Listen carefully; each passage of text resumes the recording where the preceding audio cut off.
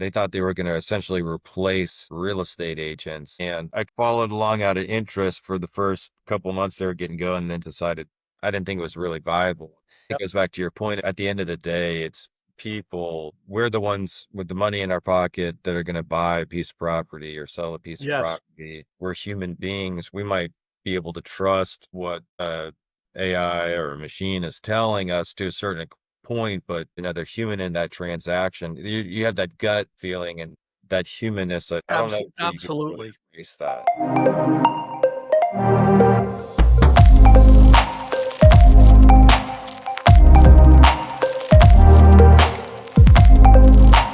Good morning. I'm Doug Newell. I'm the CEO of Swarmalytics. I have the privilege of interviewing Nick from Eastwood Homes. If I recall correctly, Eastwood is located primarily in Charlotte, North Carolina. Is that correct, Nick? Yes, our corporate headquarters are in Charlotte. Majority of the divisions are in the Carolinas. And then we've got Virginia and Atlanta. It's fair to say it's been a very successful company. You're over 300 employees. Do you have any sense as to how many homes you build? I think the last number I heard for the Atlanta division was maybe 100 a year. I think it's several hundred, somewhere between 500 and 1,000 for all the Wow. divisions, probably. Okay. Since houses on average in the US go for about $450,000 a piece, we're talking about a big company and a lot of money, at least from my perspective. Nick, if I understand it, you're involved in the land acquisition. Yes, I do the land acquisitions for the Atlanta division. Okay. Can you tell me a little bit more about what's involved in that? There's a hell of a lot of land in the Carolinas and Georgia that must be 600 or 700 miles north to south and maybe 300 miles wide. You're talking about a vast part of the US. Do you have a team of people who work with you?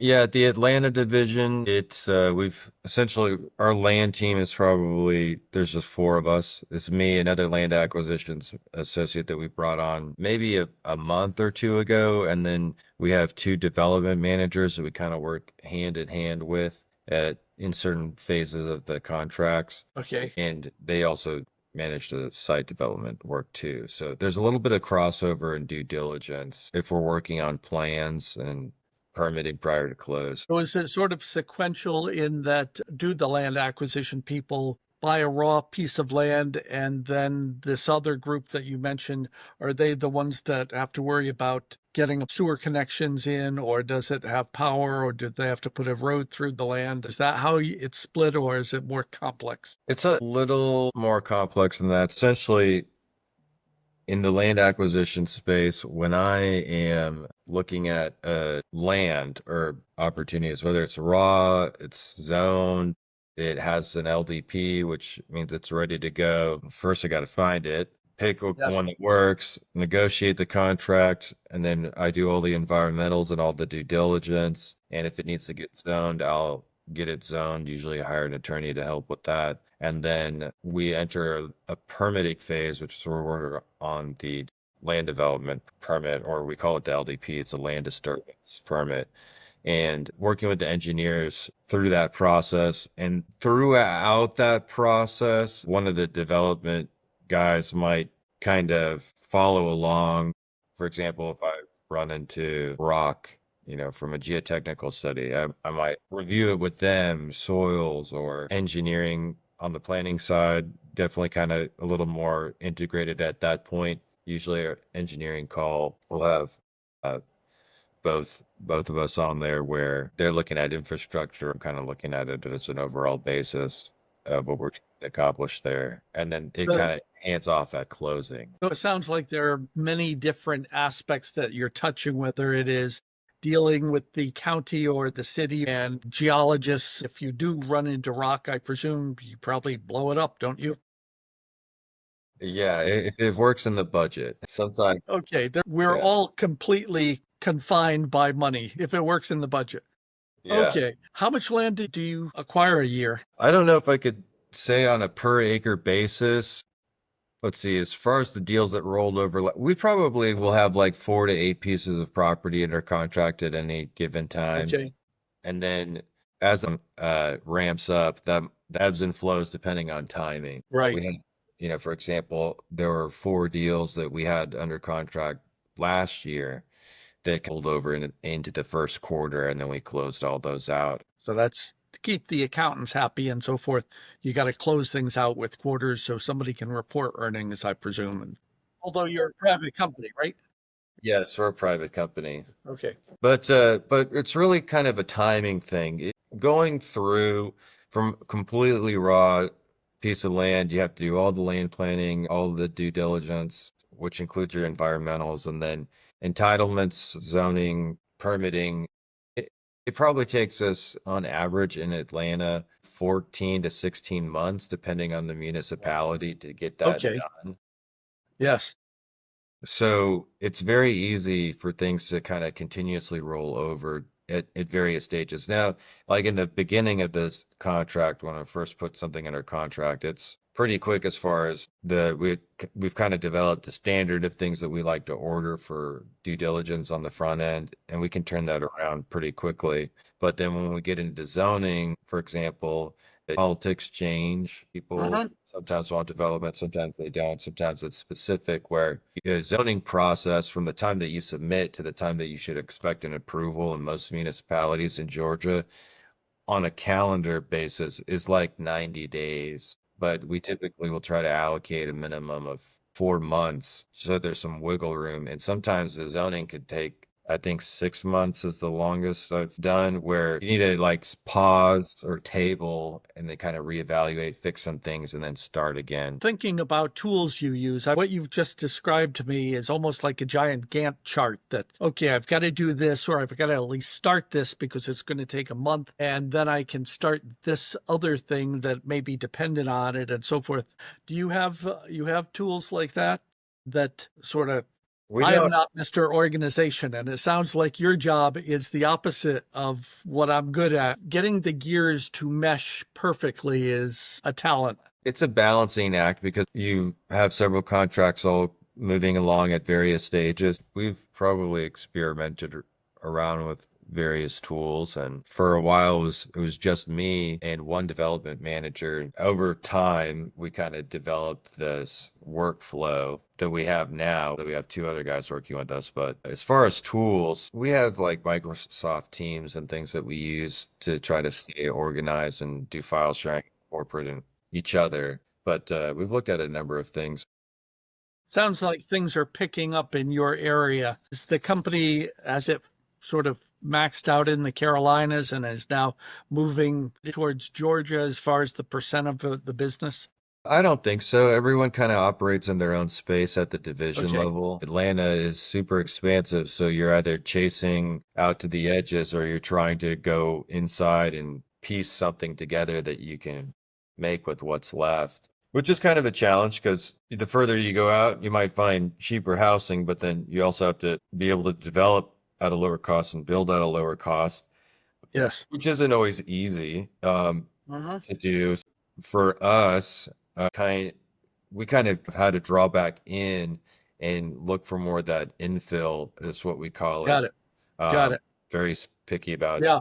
specific areas. In the extreme, last time I went to builders convention, I was chatting with somebody from Southern California, and they have that problem sort of in the extreme in that there isn't a lot of raw land in Southern California. He was asking, okay, can your tools find properties on large pieces of land where we could bulldoze the properties and basically reuse them because we can't find any place to build in itself? They'd be delighted with finding someone sitting on a acre and a half lot or something. It's like, oh, okay, we can, as you say, infill. Yeah, yeah. An example would be the project that we were doing in Canton, Georgia, where is a parking lot for an old hospital. That's Not interesting. necessarily a bunch of trees or a farm or something. Sometimes it might be a bunch of old houses that are just on larger non-conforming parcels. Mm-hmm. Like for example, I might go to an urban suburban area and they might have a lot of development already, but there might be some county road, and maybe there's 3 or 4 or 5 parcels that are 3 to 5 acres each, and you assemble them all and tear the houses down, and then you can, Yeah. big project. Makes sense. So my stereotype coming into this conversation of you wandering around knocking on the doors of farmers, do you want to sell the farm, is not quite on target if you're instead looking at parking lots of hospitals and the potential therein. Everything's a possibility, right? It has to make it through various filters of economics and how much would they cost. Got it. If you just did something on the hospital parking lot, how did you find that? How did that come to mind? Because that's thinking outside the box there. I would have driven by it and it's like, yeah, it's a parking lot. So what? Where's the farm that I want to buy? How did that get on your radar? That was through a referral from a broker that we work with that also there's like a broker developer team and they had done some work for us in another neighborhood. And Okay. so it kind of came through that. There was an apartment group that had gotten the old hospital and they were splitting the pieces up, but not a whole lot of people knew about it. We get a lot of leads through networking referrals. It's kind of the way I've always known to operate is kind of being top of mind. And then that tries to get a lot of stuff coming in because we have what I call inbound or outbound lead gen. Inbound might be like all that stuff that's just coming in via network or whatever we're doing to try to get people to come to us. And then the outbound would be going and looking at something highly targeted, which would probably use a little more technology. For example, looking at GIS maps, looking at zoning maps and trying to Yeah. figure out identify pieces on that way. The people who bring you opportunities, do they get a cut of the action? Are they paid in terms of if the property is $500,000 that they would get 5 points on it or something like that? Or are Yeah. they okay? We usually like 3 points is pretty normal around Okay, here. Sometimes it's a flat fee. got it. It just all depends on the deal. That's kind of like the whole art of the deal thing is Yeah. parts of that is negotiating how well that chops up sometimes. Gabrielle spoke to you earlier, and I was looking at some notes from her conversation, and I think we've got something very much in common, and that is this business we're talking about is about people. Uh, It's it's not about technology. Technology exists to help people. People have not evolved to digest numbers. And we spend in technology so much of our time in numbers and optimizations. It's about people. And you're going to, I presume, some corporation who owns a piece of land, you're going to approach them differently than an 85-year-old farmer who is thinking about his legacy and his grandchildren and maybe setting up a trust for them. In 26 years, I've watched AI. I spent the first 10 or 15 years explaining to people what AI was. We sold a few copies to companies that had so much money and so much data, MasterCard and Citicorp, but I spent a lot of time explaining what AI was. And now it's gone to the other extreme, where I saw in today's Wall Street Journal that the guys who make AI chips are the first $4 trillion company, NVIDIA, and it's gone so hyped. And I bet 5% of the people who are touting AI know what it is.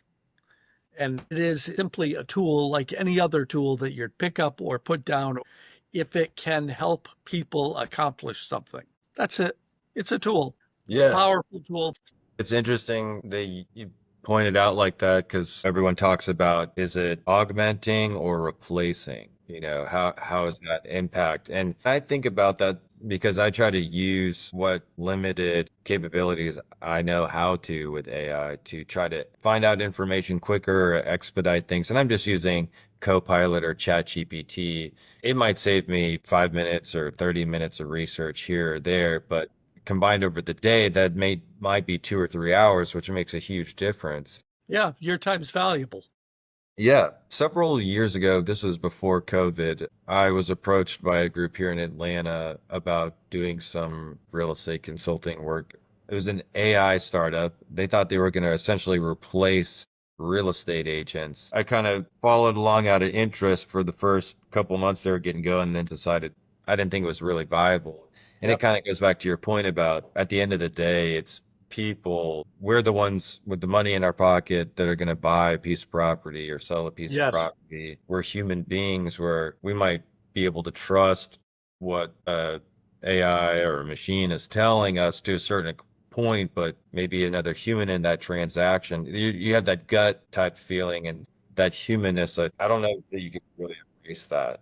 absolutely. I don't know about you. I don't think I have ever met anyone who has been replaced by AI, Yeah. even partially.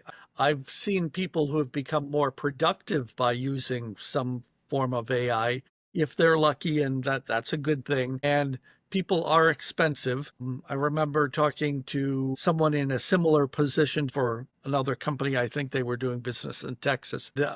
I was sort of doing the economics, and they brought to their decision committee about 10 deals a year. And I sat back and it's like, okay, this is a smart, experienced person. I'm guessing they pay him this much and he has travel expenses and he has this and that. And then I divided that by 10. And it's like, okay, to find an opportunity and get it in front of the committee for decision looked like, in that case, it was like 10 to $15,000 per situation there. And that I think is where the tools come in. If that individual could either get better things to take in front of the committee or more of them, such that the whole machine ran faster, built more houses, made more money, then that makes sense. But again, I think your example there is something that may save you 5 minutes here and 20 minutes there by the end of the day and over a long period of time, that may end up with more productivity. Yeah, it is really interesting. It's like how much more productive can you get, kind of to your point, as far as like if you have companies and they want to keep expenses down or they want to pay whatever wage, however wages track. If we just think about wages and technology and asset prices, the debasing of the dollar and like all these different things, we see the charts in the newspaper or online and you look back 20, 30, 40, 50 years and it just seems like the wages cannot keep up whatsoever. I think I saw a statistic the other day. It would look back from the 90s and I remember the 90s. yeah, yeah. A lot of us probably look back on it with some fond memories, but it was talking about either asset prices or the purchasing power of the dollar or something in comparison to wages. And one number was almost 400% greater, and then wages were like 67%. Yeah. You have all that offset, and then I might be reaching way out into No, the I think you're touching on an important point. And in fact, it comes back to your business. One of the things that I worry about are all the young people who cannot afford the starter home. Nobody ever sits around and talks about it as much as they should. Having large quantities of people stuck in crappy apartments, as opposed to the pride of home ownership and the investments, it's a change in life. The prices of houses have outstripped the wages. Anything that can be done to make that faster and better for homes and faster homes is just saving the country a headache in the future. I think there's a lot of different pieces of that puzzle. Yes. Because let's say companies want to make whatever they make, let's just say 10% net for Yep. a business in a year, just as a rough example. Or if they're always going to make that, that's fixed. Landowners are always going to want to get the most that they can. There's little margin for that to move. And that also depends on the market. And then you've got construction costs, which move up and down depending on how much leverage, just for a loosely defined term, that you might have to move those numbers up and down depending on Mhm. your business. And then development costs are kind of sandwiched in there. And those guys know that you guys are in the business of building houses, so we'll always be here developing land for you. And that's where those costs are kind of fixed. Now, those material costs might move, and that could be like inflation or trade policy or any of those things, whether it's domestic or Right. not. It's a complex world. Yeah, Yeah. and you can move some of those things. And then, of course, you have rate policy. But then there are also other things too. For example, first time buyer home expectations. Before I started working with Eastwood and doing land acquisitions, and I've always kind of been a little involved in land in my career. I was an agent for a long time. It's balancing these long run land transactions that I was doing with something that was quick in the meantime. I was working with a lot of renters, first-time home buyers, maybe second-time home buying, especially in when I got involved 2016 to about 2022, that COVID era. When Yes, it was really hot, it was just easy to work in that space because the amount of buyers, but then also the rates, I think, contributed to that. absolutely. I think there's some crossover cultural expectations from us, broadly speaking, as Americans. We want to have the caviar on a catfish budget kind of thing. And It's it's true. a real It's thing, right? And I think, if we look back maybe the last 5 years, a little weird twist in that piece might be that we have all these luxury apartments come online where, let's say I live in a nice city like a Charlotte or Atlanta, or I have a nice apartment that is highly amenitized, probably in a walkable area that's highly amenitized, and it's cheaper than buying the house that I want, which I can't afford. And if I wanted to buy a house, I would probably have to go for an older resale house that might need a little bit of work. You get in that entry level resale house is more expensive than the lifestyle that I already have. So I don't imagine there's much incentive. So there's an incentive issue. And at the same time, and people speculate back and forth about, well, how much market share this actually is, but I think it was in like 2010 or 12 during the great financial crisis that happened that laws were kind of loosened up as far as like what entities could buy resident. Essentially, you had all this permanent capital flood yes, into housing. absolutely. A lot of it is this low, cheap resale housing. And I saw it firsthand. I used to flip contracts to local investors and they'd fix up houses. But then when you have guys coming in from California and Arizona and New York, and they are just buying it to ride the equity and don't care, they're not even trying to make money. It's almost like they're blurring this between renting and owning because again, what they're doing with the housing side, I get it. Yeah. Okay, let me ask you, are there things that you do that are particularly time consuming that might be automated? Now, I'm not going to reinvent Excel, but in the land acquisition, I mean, you described all the things you did, but I didn't ask you to put it in a pie chart. Let's start with finding a piece of property. You personally aren't going down to county courthouses, are you? No, no.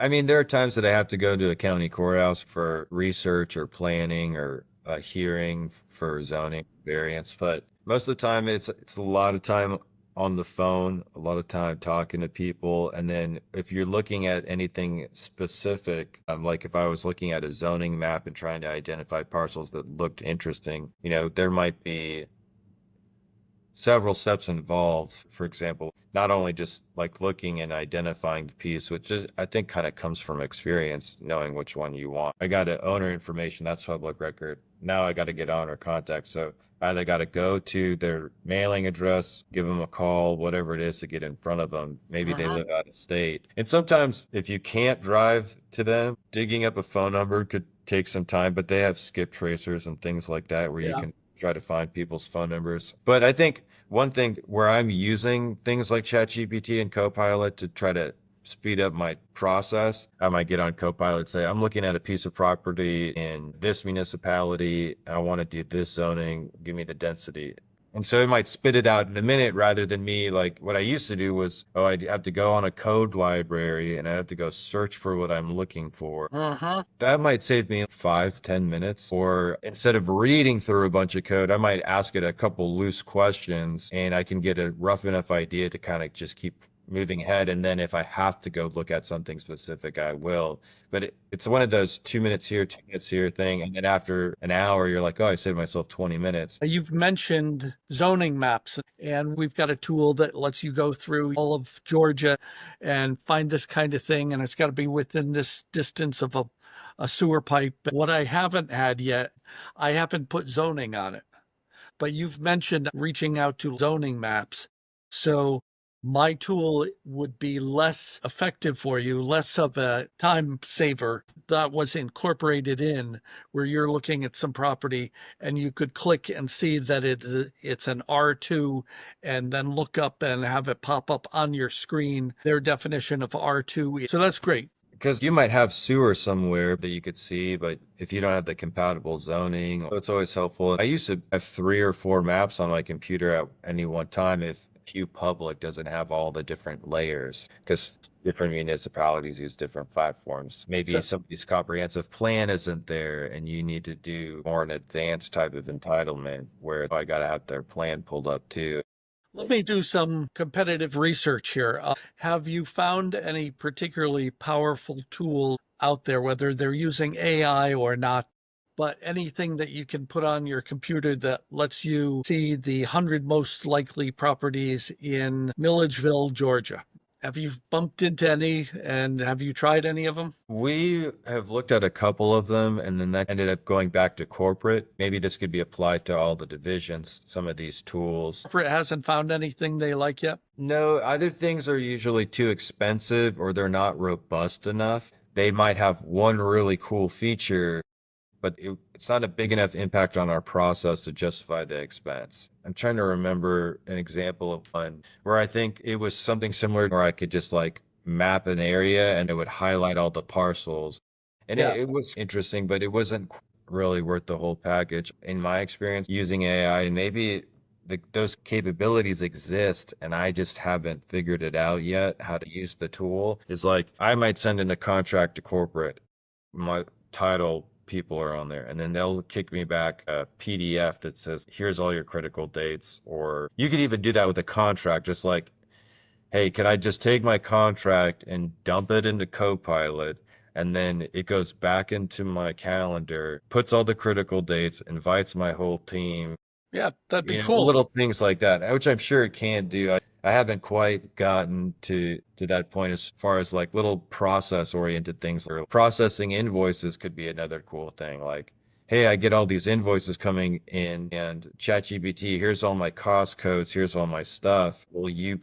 I'm dropping in the PDFs of the invoices. Will you please code all these invoices, put them in an email and send them to corporate? Or there's these weird little tasks throughout the day that take up a lot of time and they're not the best use of my time. What's most frustrating for you? Frustrating.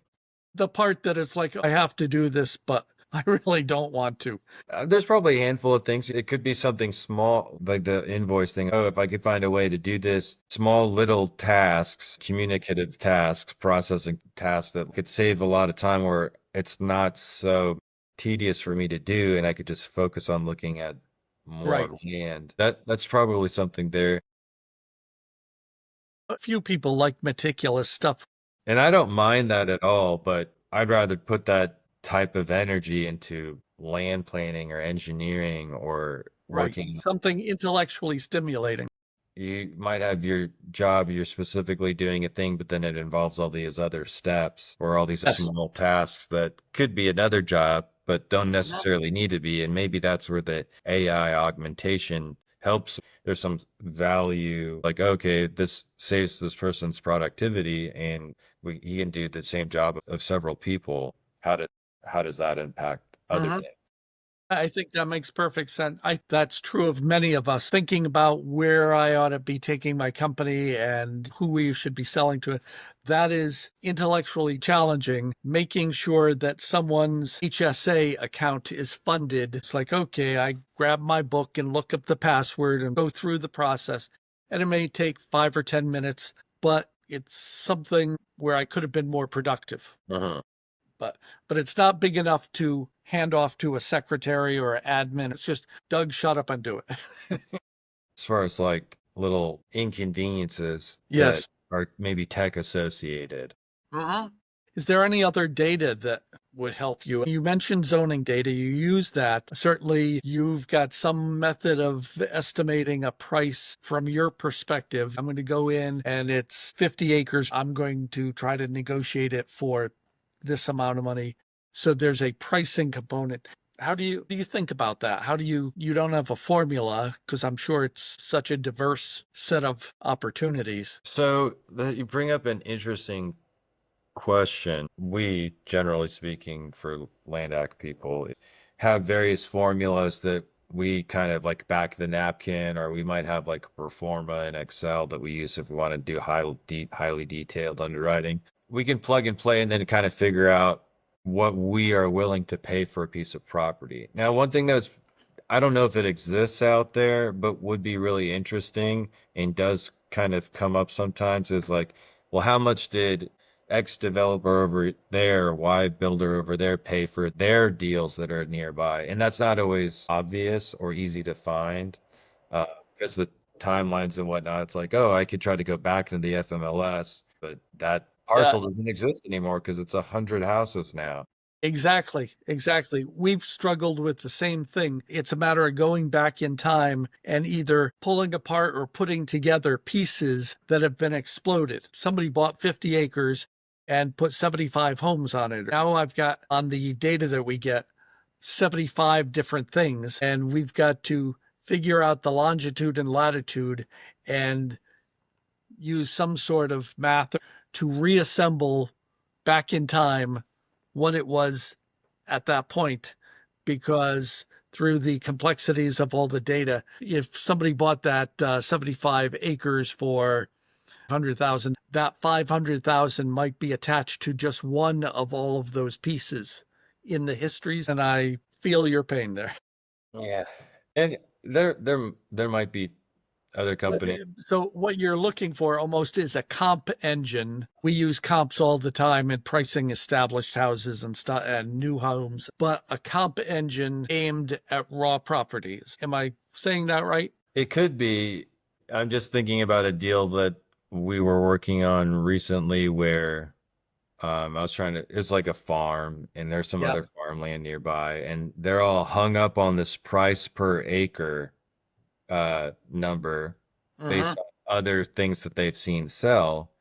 And one thing that's kind of tough in that negotiation, it's like, I'm not willing to pay a price per acre because I can't use every single acre. And you may or may not be able to get a certain yield to make that math work. So Uh-huh. I have to do this deal based on approved lot numbers or whatever that approved yield is going to be in order to get to that. And then you find your way there, but it goes back to what you're saying. I'm just using the house prices that are out there and then reverse engineering that to come up with I don't have that tool right now where it will price raw land for you, but you have me thinking about that in terms of this would be a very valuable tool if it could be done, because if you have a stronger hand or better knowledge and you're in large dollar purchases, it doesn't take a lot. If you were 1% better or 2% better in your pricing, that could be a lot of money for your company. Yeah, yeah. It could be an interesting tool for Okay. sure. Well, I'd just like to thank you for your time. I know much more about your part of the industry now than I did coming in, and that was my personal goal. And I've enjoyed talking to you. So thank you again, sincerely. Stay in touch. Yes, sir. Thanks for having me, Doug. I really appreciate it. It's been a really interesting conversation.